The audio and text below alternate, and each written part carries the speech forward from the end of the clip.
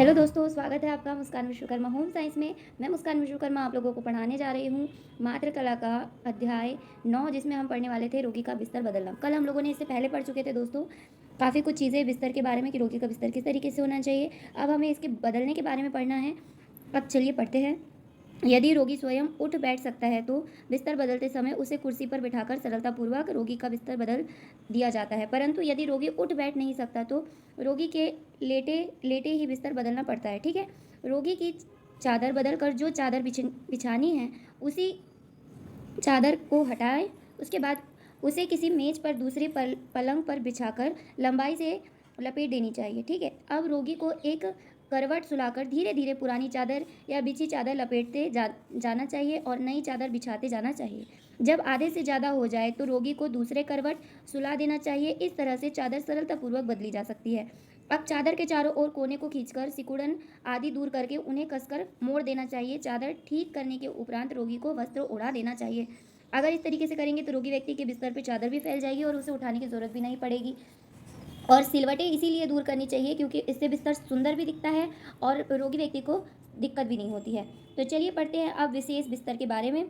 कुछ विशेष तरह के रोगों के लिए विशेष बिस्तरों की आवश्यकता होती है। अस्पतालों में तो प्रायः ऐसे पलंग मिल जाते हैं, किंतु घरों में कठिनाई होती है। ठीक है, उस समय या तो किसी दूसरे तरीके द्वारा काम चलाना पड़ता है, जैसे यदि रोगी को बैठाना है तो उसके पाछे रजाई का जोड़ बनाकर या मसंद का सहारा लेकर बैठाया जा सकता है। जबकि अस्पतालों में ऐसे पलंग रहते हैं कि घुमाकर उठाया जा सकता है, जिससे कि आगे चित्र में दिखलाया गया है। इस तरह से पलंग जो की आवश्यकता अनुसार ऊंचे किए जा सकते हैं, उन्हें विशेष रोग सैया कहते हैं। ठीक है, हड्डी टूटने में प्रायः विशेष तरह की सैया की आवश्यकता होती है। रीढ़ की तथा कूल्हे की हड्डी टूटने पर रोगी सीधा नहीं लेट सकता। इसी प्रकार कभी पैर की हड्डी टूटने पर पैरों को उठाकर रखने की आवश्यकता होती है। बिना सहारे के पैर ऊंचा नहीं रखा जा सकता, अतः सैया पर ही पैर को ऊपर रखने का प्रबंध होता है। विशेष बिस्तर अग्र प्रकार के होते हैं। देखिए नीचे दिए गए हैं विशेष बिस्तर के नाम। पहला क्या है, कंबल का बिस्तर, शल्य क्रिया का बिस्तर, टूटी हुई हड्डी के रोगी का बिस्तर। तो देखिए ये यहाँ पर चित्र दिख रहा है आपको, ये इस टाइप का कुछ बिस्तर होता है जो एक बीमार व्यक्ति का होता है। अब हमें पढ़ना है पहला कंबल का बिस्तर। कंबल का बिस्तर किस तरीके का होता है दोस्तों, चलिए देखते हैं। शीतकाल तथा रोगी की स्थिति गंभीर होने पर रोगी के शरीर को गर्म करने की आवश्यकता होती है। ऐसी स्थिति में बिस्तर के नीचे कंबल बिछा दिया जाता है। बिस्तर की ऊंची चादर बिछा दी जाती है। ओढ़ने के लिए कंबल रख दिया जाता है। इससे बिस्तर गर्म बना रहता है और गठिया, मलेरिया आदि रोगों से इस प्रकार के बिस्तर की आवश्यकता होती है।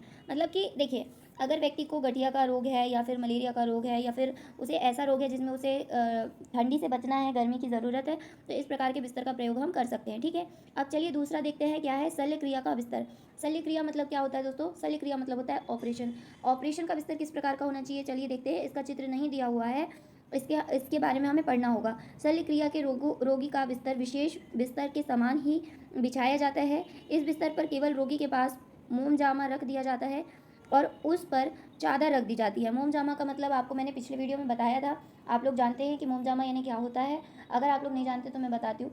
जो छोटे बच्चे होते हैं उन लोग कई बार यूरिन कर देते हैं और उनके यूरिन को रोकने के लिए एक प्लास्टिक बिछाई जाती है बिस्तर पे, उसे मोम जामा कहते हैं। ठीक है, और उस पर चादर रख दी जाती है। प्लास्टिक इसीलिए, वो प्लास्टिक की पॉलीथीन हमें इसीलिए रोगी के बिस्तर पे बिछाना होगा क्योंकि देखिए ऑपरेशन अगर होगा, शल्य क्रिया होगी तो उसमें कई बार मवाद निकलता है, कई बार खून निकलता है, जिससे बिस्तर की रजाई कंबल को बचाने के लिए हमें उसका प्रयोग करना होता है। ठीक है, इस बिस्तर पर केवल रोगी के पास आगे पढ़ते हैं सॉरी और उस पर चादर रख दी जाती है। ऐसा इसीलिए किया जाता है कि यदि रोगी कोई भी वस्तु खाए तो वह बिस्तर पर गिरकर चादर खराब ना कर दे। यदि उस पर कोई भी वस्तु गिर जाती है तो चादर हटा दिया जाता है। इससे बिस्तर खराब होने से बच जाता है। ठीक है, मोम जामा बिछाने से ये होगा कि प्लास्टिक होगी, पॉलीथीन होगी, हम उसे ऐसे ही साफ कर सकते हैं पोंछ करके। चलिए तीसरा पढ़ते हैं, टूटी हुई हड्डी के रोगी का बिस्तर। देखिए दोस्तों, आपको पहले से ही पता होगा, जब हड्डी टूट जाती है तो हमें उसे हाथ को हिलाने में भी बहुत तकलीफ होती है। हम अपने हाथों को नहीं, मतलब जहाँ की हड्डी टूटी हुई है उस शरीर के हिस्से को हिलाने डुलाने में बहुत ज़्यादा हमें दिक्कत होती है।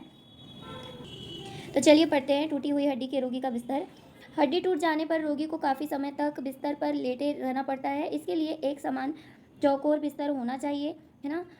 कूल्हे या रीढ़ की हड्डी टूट जाने पर घायल व्यक्ति सीधे नहीं लेट सकता है। इसी प्रकार पैर की हड्डी टूट जाने पर पैर को शरीर के दूसरे भाग से ऊंचा उठा कर रखना पड़ता है। ऐसी स्थिति में फ्रैक्चर बोर्ड की सहायता लेनी चाहिए। यह बोर्ड संख्या में इतने होने चाहिए कि उन्हें पलंग के लिए एक सिरे से दूसरे सिरे तक 2 से 3 सेंटीमीटर की दूरी पर रखा जा सके। ठीक है, इस प्रकार से हमें एक हड्डी टूटे हुए व्यक्ति का बिस्तर बनाना चाहिए। अब हम पढ़ने क्या जा रहे हैं दोस्तों, जो मैं हर बार आप लोगों को कहती हूँ और इसे हर बार हमेशा ध्यान रखिएगा कि अगर आपकी किताब में स्मरण बिंदु दिए गए हैं या कुछ याद रखने योग्य बातें दी गई हैं, ऐसे कुछ लास्ट में पॉइंट्स दिए गए हैं, तो उन्हें पढ़ना बिल्कुल मत भूलिएगा। खासकर नवबोध प्रकाशन जो हमारे होम साइंस का जो बुक है, हमारी होम साइंस की कक्षा 11वीं 12वीं की, इस किताब में जो दिया हुआ है इसे तो बिल्कुल भी मत भूलिएगा, क्योंकि ये बहुत ज़्यादा ज़रूरी पॉइंट्स हैं। तो चलिए पहला पढ़ते हैं। किसी भी विषैले कीड़े मकोड़े के काटने पर घाव को डिटॉल तथा साबुन के पानी से धोना चाहिए। ठीक है, ये हमारा पहला पॉइंट है, ये हमने सबसे फर्स्ट में पढ़ा था। अगर आपने नहीं पढ़ा होगा तो पहले की वीडियो ज़रूर देख लीजिएगा। दूसरा देखते हैं, सर्प के काटने पर काटा हुआ व्यक्ति ऊँघने लगता है और काटा हुआ स्थान काला पड़ जाता है। ये भी एक लक्षण है सांप के काटने के, जिसके बारे में मैंने पहले पढ़ा चुकी हूँ। दूसरा क्या है, पागल कुत्ते के काटने पर घाव को तुरंत स्प्रिट से धोकर कार्बोलिक एसिड से जलाकर पट्टी बांध देनी चाहिए। ये भी एक प्रकार की चिकित्सा है और इसके बारे में भी मैंने पहले पढ़ाया है। मैंने यहाँ पर ये भी पढ़ा है कि पागल कुत्ता किस तरीके से दिखाई देता है। अगर नहीं पढ़ा हो तो मैं फिर से बता दूँ कि जो पागल कुत्ता होता है उसकी पूँछ नीचे की दिशा में होती है, दोनों टांगों के बीच से जाती है और उसका चेहरा बहुत भयानक सा दिखता है और वो सही दिशा में गति नहीं करता, वो आगे पीछे होकर चलता है, उसको चलने में बहुत तकलीफ होती है। चौथा क्या है, पागल कुत्ते की पूँछ दोनों टांगों के बीच से झुकी हुई रहती है। देखिए मैंने बताया था आपको, यहाँ पे वही चीज़ आ गई है। अब पांचवा हम पढ़ते हैं, सर्प के काटने पर रोगी को नीम की पत्ती मीठी लगती है। ये एक पहचान करने का तरीका है कि क्या उसे सच में सांप ने ही काटा है। ये पहचान करने का तरीका है। हम उसे उसे हम नीम खिला सकते हैं, उसे मिर्ची खिला सकते हैं और देख सकते हैं कि क्या उसे सच में सांप ने काटा है। अगर हम मिर्ची खिलाएंगे तो उसे मिर्ची का स्वाद नहीं समझ में आएगा, इस प्रकार से होता है। ठीक है, और नमक नमकीन नहीं लगता उसको। नमक अगर आप खिलाओगे तो उसको नमक भी नमकीन नहीं लगेगा, वो भी उसे उदासीन लगेगा। ठीक है, छठवा क्या है दोस्तों, पागल कुत्ते से काटे हुए व्यक्ति को पानी से डर लगता है, उसे हाइड्रोफोबिया हो जाता है। ये मैंने आपको पहले बताया था कि पागल कुत्ते के काटे हुए व्यक्ति को हाइड्रोफोबिया हो जाता है, जिससे उसे पानी से डर लगने लगता है और इसीलिए उस बीमारी से बचने के लिए बहुत सारी दवाइयाँ दी जाती है। इस प्रकार से हमारा अध्याय 9 खत्म हो चुका है दोस्तों। और अगर आप लोग मेरे साथ में वीडियो के अंत तक बने हुए हैं तो बहुत बहुत थैंक यू। हमने खत्म कर लिया है सामान्य दुर्घटनाएं एवं उपचार। तो चलिए अब हम अगली वीडियो में पढ़ेंगे अध्याय 10। तो मेरे साथ बने रहने के लिए बहुत बहुत धन्यवाद। ठीक है, बाय बाय, बाद में मिलते हैं।